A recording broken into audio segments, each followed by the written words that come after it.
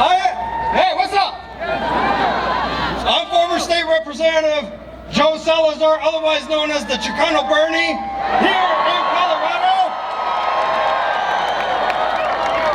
I'm an executive committee member of the Working Families Party. Oh yeah, one of the things that I do on the side is I sue the hell out of the fossil fuel industry. You know, 4 years ago, we were here. That's right. He said a bad word, but that's okay with me. 4 years ago, we were here talking about who we were going to support for President of the United States. And I said that I was only going to support someone who had a record and the street creds for running for President of the United States. Someone who was willing to take on the big industries. Someone who was willing to take on corporations. Someone who was willing to take on the fossil fuel industry. And not just talk about having a policy for it, but actually doing it. And that's what caused me, one of only 3 state elected officials, to support Bernie Sanders. That's what caused me to endorse him. And here's the other thing, is that, oh boy, we're Colorado, and we got an independent streak on us, don't we? Oh, we don't like the establishment telling us what to do. We don't like the establishment telling us what to think. We don't like the establishment telling us who we're supposed to vote for, because we're adults and we're intelligent and we can figure it out on our own. And that's why, nearly 4 years ago, Colorado roundly supported Bernie Sanders for President of the United States.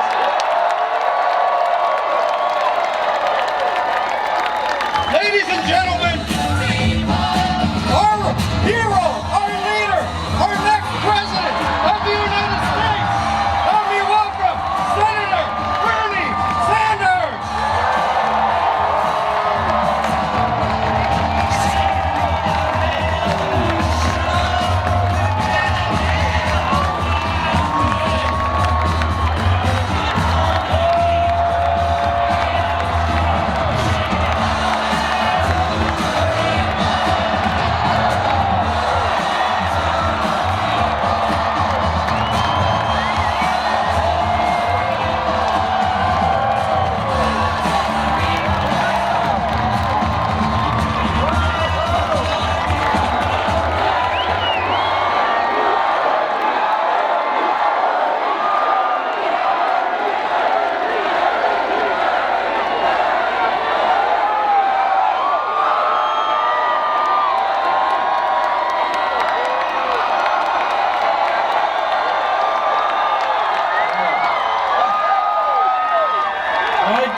Denver.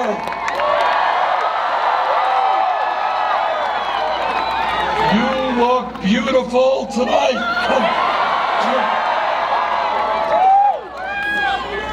Let me thank Emelise Muñez, our local musician who's all of 13 years of age. Let me thank Johnny Kaplan and Lazy Stars for their music. Let me thank Representative Emily Sirota for the great job she is doing. And let me thank Joe Salazar for his kind words. And before I begin, let me thank SCIU for standing up for justice in the fight against Kaiser.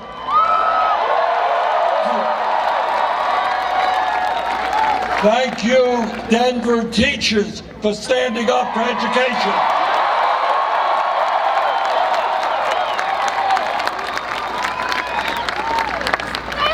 Let me get to the point.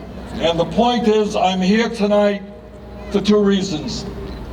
First, I'm here to ask your help to win the Colorado primary.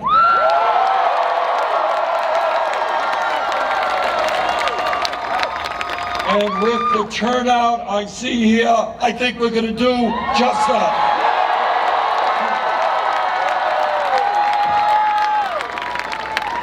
asking your help to help me win the Democratic nomination.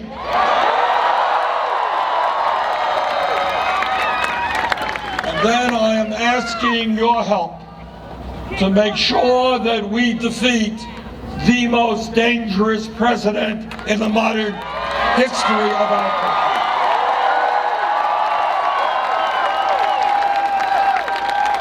This country cannot have a president who is a pathological liar.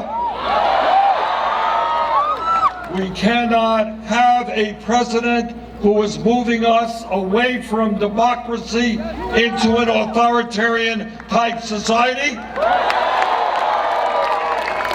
We cannot have a president who is a racist, a sexist, a homophobe, a xenophobe, and a religious bigot. Donald Trump, one term, you are history.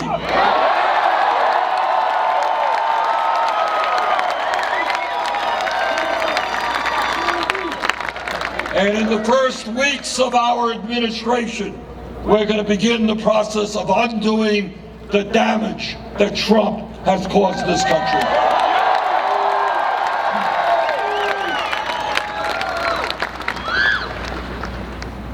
But not only am I here to tell you about the importance of defeating Trump, and I should mention that every credible poll done in the last year has us defeating Trump, sometimes in double digits.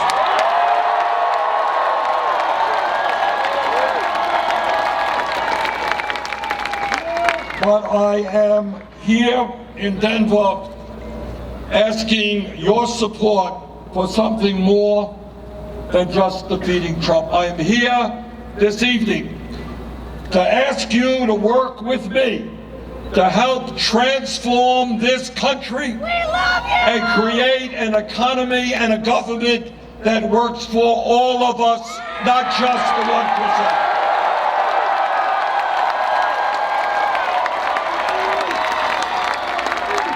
I am here in Denver to ask you to wage with me a political revolution which will take on not only the corruption of Washington, but the greed and corruption of the corporate elite in this country.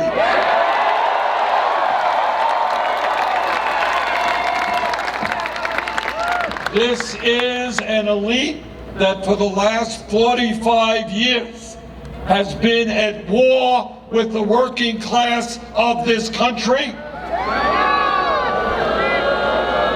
We are tired of being on the defensive. We are going on the offensive.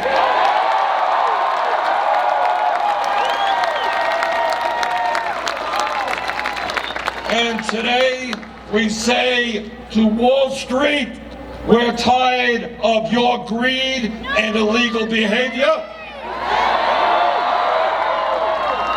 Today, we say to the insurance companies, we're tired of your greed and causing us to pay by far the highest prices in the world for health care. Today, we say to the pharmaceutical industry, we are tired of your greed, your corruption, and your price fixing. We are going to substantially lower the cost of prescription drugs in this country. Today we say to the fossil fuel industry,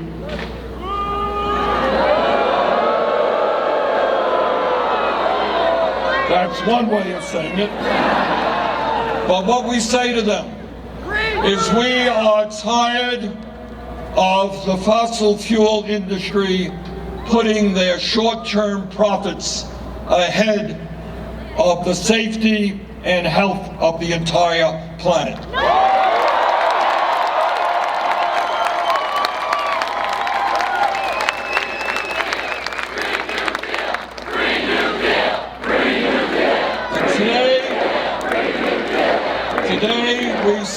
to the military-industrial complex. We do not have to spend more on the military than the next 10 countries combined. And we will end U.S. participation in never-ending wars.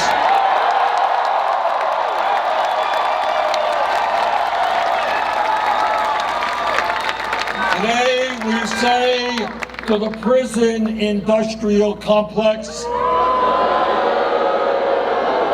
we're going to end private prisons and detention centers in this country.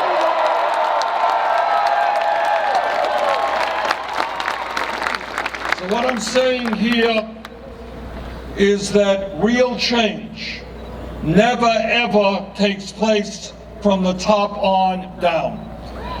The history of America, whether it's the labor movement, the civil rights movement, the women's movement, the gay movement, the environmental movement, all of those movements and more have been successful because billions of people have come together to stand up for justice.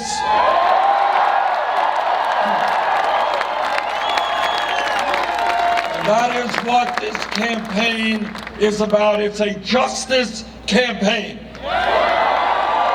It's a campaign for economic justice, for social justice, for racial justice, for environmental justice. It is a campaign that says we will not allow Trump to divide us up. That we are going to come together.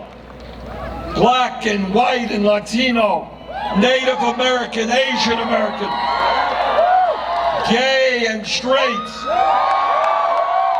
immigrant and native born.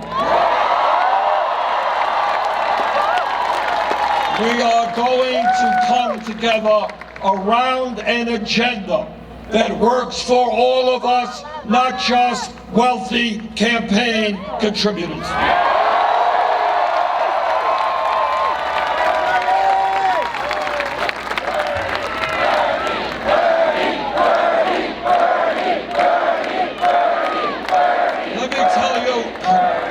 Let me tell you what that agenda is about. That agenda recognizes something that is not talked about in the Congress, is not talked about in the media. And that is, today we have in this country a grotesque level of income and wealth inequality. It is not acceptable to me, nor I believe the American people, that three people own more wealth than the bottom half of American society. Not acceptable that the top 1% own more wealth than the bottom 92%. And at a time when half of our people are living paycheck to paycheck. You all know what paycheck to paycheck is about? I grew up in a family that lived paycheck to paycheck. At a time when tonight we're going to have 500,000 Americans sleeping out on the streets.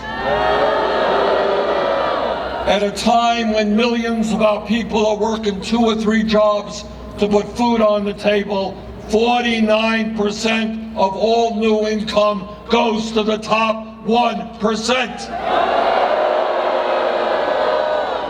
So we say to that 1%, and we say to the corporate elites, that gravy train is ending.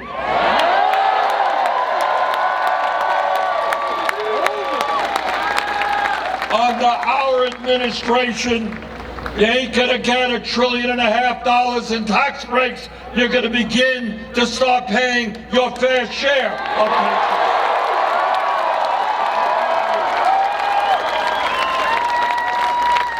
What our agenda is about is saying that anybody in America who works 40 hours a week will not live in poverty?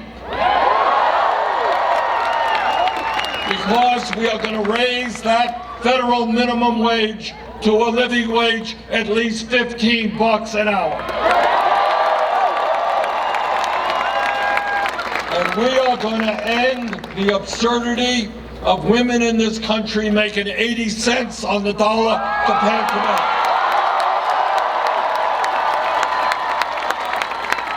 Not a radical idea to say equal pay for equal work.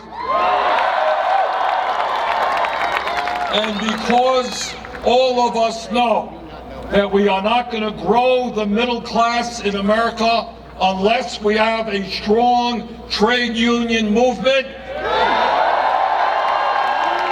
we are going to make it easier for workers to join unions in this country, not harder.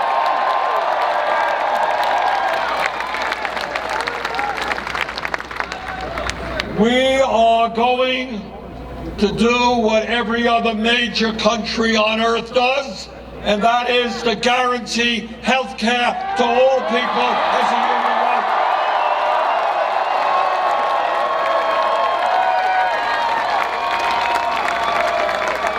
4 years ago when I came to Colorado and I talked about Medicare for all, the establishment politicians and the establishment media said that's not what the American people want. Well, I think that is exactly what the American people want.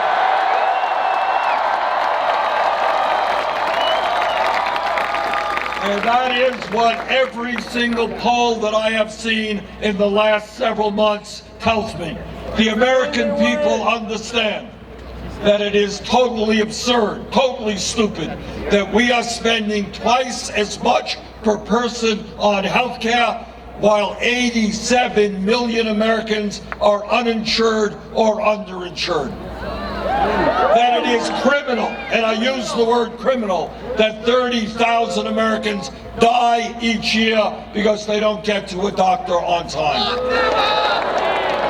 That it is barbaric that 500,000 people go bankrupt every year because of medical bills. We need a health care system which is not designed to make $100 billion a year for the health care industry. We need a health care system which guarantees health care to every man, woman, and child as a human right.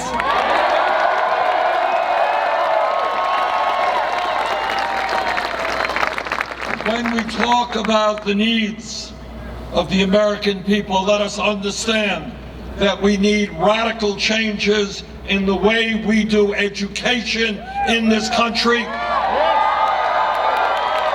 From child care to graduate school. 4 years ago, I made the point that we have to rethink free public education and go beyond K through 12. 4 years ago, that appeared to be a radical idea, ain't so radical today. All over this country, states and cities are moving to make public colleges and universities tuition free.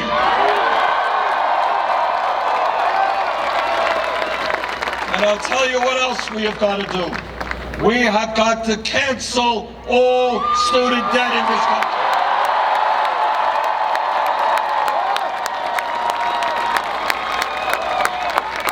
If this country and the U.S. Congress, against my vote, could bail out the crooks on Wall Street whose greed and illegal behavior nearly destroyed our economy, if we could give well over $1 trillion in tax breaks to the 1% and profitable corporations, yes, we can cancel all student debt.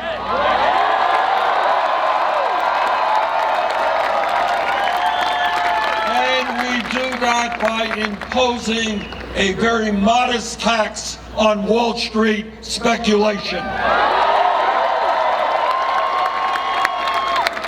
We bailed them out. It's now their time to help the working families of this country.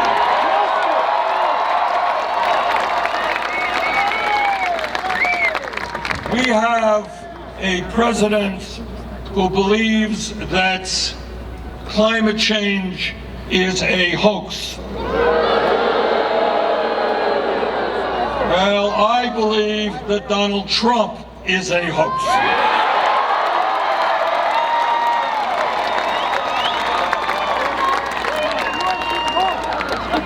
We are talking now about scientists telling us that not only is climate change real, not only is it already causing devastating problems in our country and around the world, but if we do not get our act together and aggressively go forward in transforming our energy system away from fossil fuel to energy efficiency and sustainable energy, what they tell us is that within the next 11 years, the damage done to our country and other countries will be irreparable, unable to be repaired.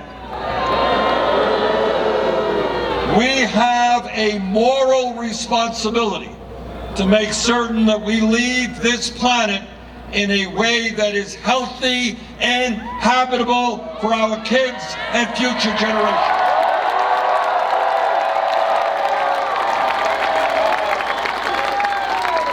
And I am extremely proud to tell you that I have recently introduced a proposal which is the most aggressive and far-reaching climate change proposal ever introduced by any presidential candidate.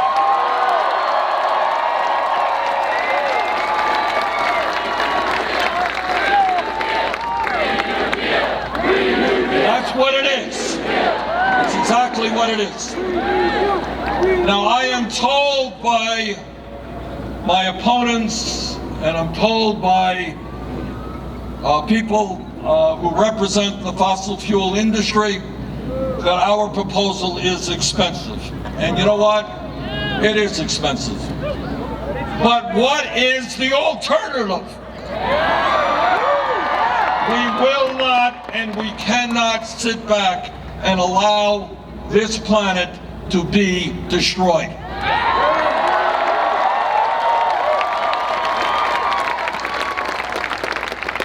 And if we listen to the scientists, we understand, and we all just saw what happened in the Bahamas.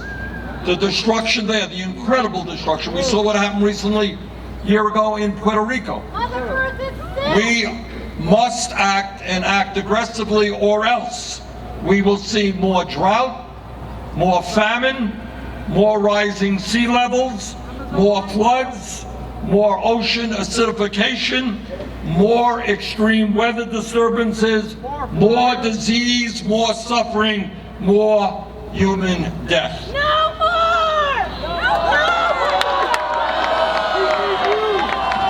The scientists have told us, and unlike the current occupant of the White House, I actually believe in science.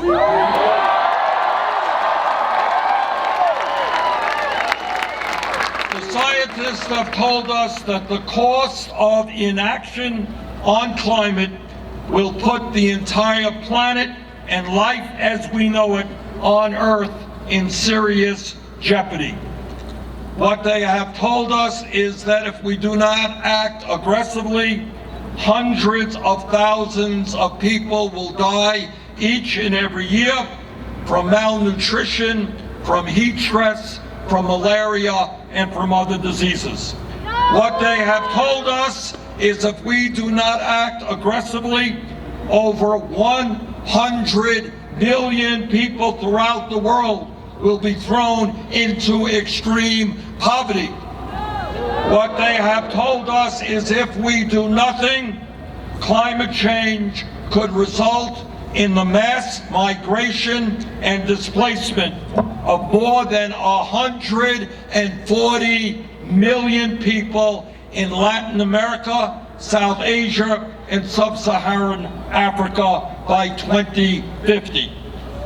In fact, in 2018 alone, some 840,000 people in Guatemala experienced extreme food shortages because of drought-related crop failures, forcing families to choose between starvation and migration. According to a recent report, 500 million people throughout the world already live in places that are turning into a desert, where the soil is being lost up to 100 times faster than it is forming. If we do nothing, the CIA and the other intelligence agencies throughout the world have warned that the effect of heat waves, droughts, and floods substantially increases the risk of war, national security issue, because people all over the world, when they don't have arable land to grow their crops, when they don't have water to drink, they're going to migrate into other people's territory, causing national security crises. Brothers and sisters, we are facing one of the great threats that this planet has ever faced, and we are going to stand up to that threat.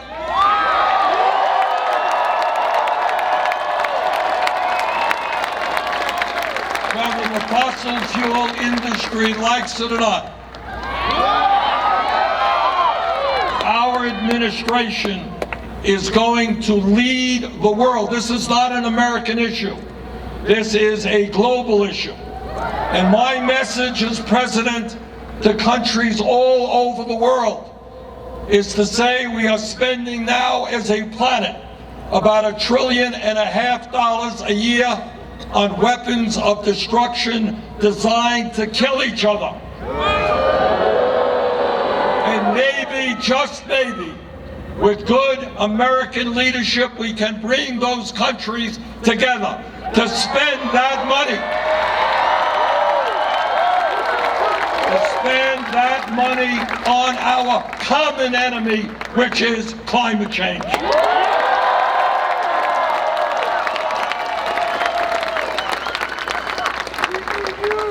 Nelson Mandela said something which was extraordinarily profound, and he said, quote, "It always seems impossible until it is done." It always seems impossible until it is done. In other words, our job is to have a vision of where we want to go as a nation and as a world. Our job is to think big, not small. Our job is to understand that our major enemy are those people who deny us the right to have an imagination which envisages a new country and a new world based on principles of justice.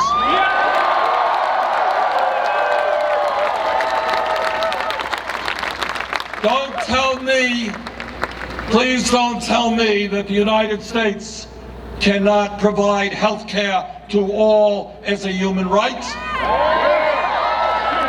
Don't tell me that we cannot make public colleges and universities tuition-free and cancel student debt. Don't tell me that we cannot create an economy in which we create millions of jobs, rebuilding our crumbling infrastructure and transfer situation where the women of our country control their bodies, not politicians.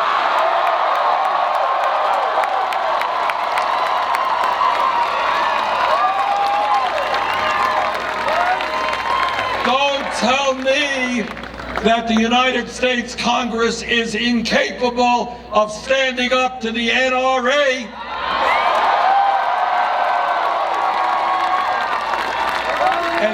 passing the gun safety legislation that the American people are begging them to do.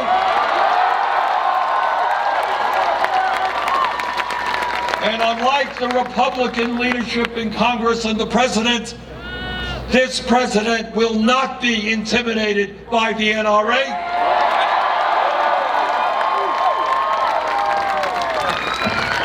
Don't tell me that we cannot reform a broken and racist criminal justice system which has more people in jail than any other country on earth. Don't tell me that we cannot invest in our young people in jobs and education rather than jails and incarceration. Don't tell me that at a time when 400,000 Americans today, right now, are behind bars for the crime of being poor and not affording cash bail.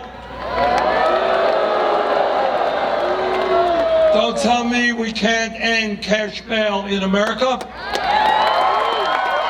Don't tell me we cannot end the incredibly destructive war on drugs. And thank you, Colorado, for leading the way in legalization.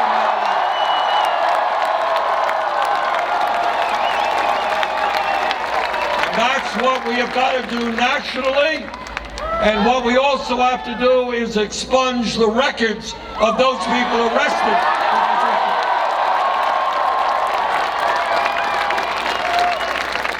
Please do not tell me that we cannot end the racism and demonization of undocumented people in this country.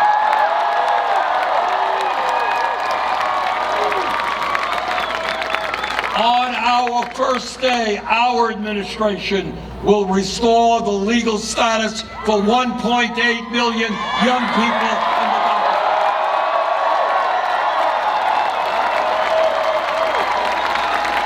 We will finally do what should have been done years ago, and that is to pass comprehensive immigration reform and a path towards citizenship.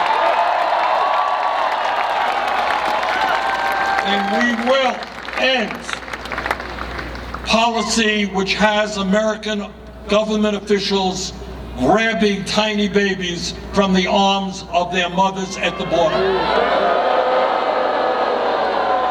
We will develop a humane border policy using international standards for asylum. Brothers and sisters, this is an unprecedented moment in American history. What we are fighting for is the future of democracy and whether we continue to be a democratic society. What we are fighting for is whether or not we can save this planet for future generations. What we are fighting for is to end the drift toward oligarchy and creating an economy that works for all.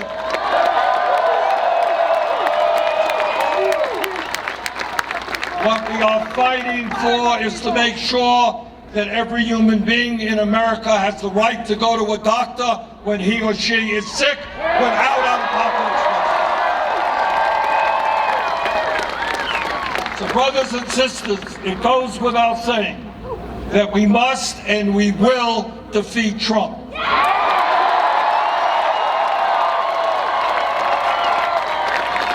But on the day after we together are inaugurated, we are going to have to come together by the millions to tell the corporate elite that their greed and corruption is going to end.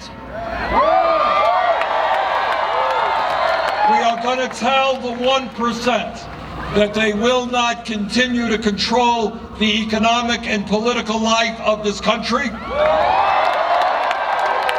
We are going to put together an unprecedented grassroots movement which transforms our country.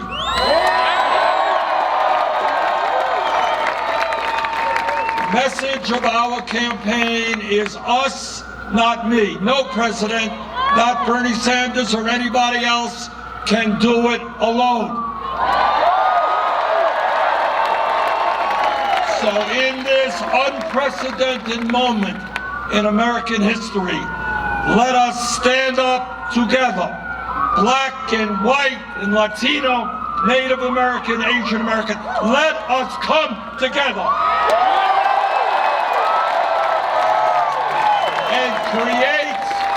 and create the kind of nation based on love, compassion, and justice that we know